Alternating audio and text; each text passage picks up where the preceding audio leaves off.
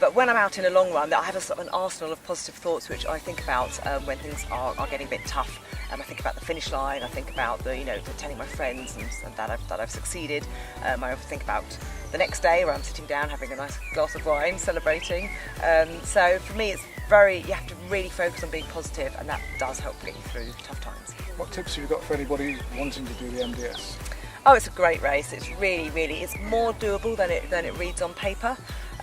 There's two key things I think to think about, and that's the heat, because obviously you're in the Sahara Desert. It gets very, very hot, and you can do heat training to train your body to get used to those temperatures. And I'd also bring a variety of food, because it's self-sufficient and you only have what you have in your pack to eat. And the very first time I went, I made the mistake of having the same food day on day, and by the third day it was really tough to eat. So bring a couple of food treats. I believe you held a Guinness Book of Records. I did, yeah. I broke a world record the beginning of last year. That was for the distance run on a treadmill in 12 hours. That was pretty tough, a pretty long day. It's since been broken. It kind of went viral, so yeah, it's since been broken. It was a tough day mentally for me, because I actually got motion sickness running on a treadmill for 12 hours after about 9 hours. I was getting well, but yeah, it was. I know what it feels like to break a world record. So you must be very motivated then.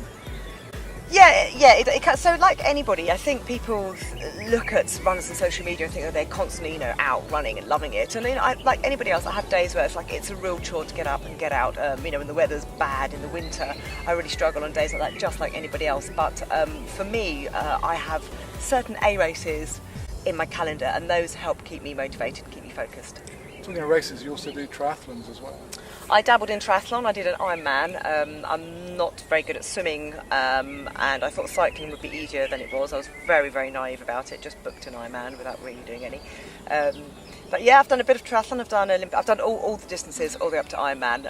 It's not my strength, but the good thing is about triathlons is the bit I am good at, which is running, is at the end. So I've always got that to look forward to. And last question, kit, essential items of running kit. Oh, you've got to get proper. You've got to get your feet gait analysed properly to get the right trainers for you. Otherwise, you're going to end up with lots of injuries. So, for me, I always have really good trainers. And then, because I run a very long distance, I always have a very comfortable race vest to put food and snacks and my phone in. So, for me, those are probably two essential bits of kit.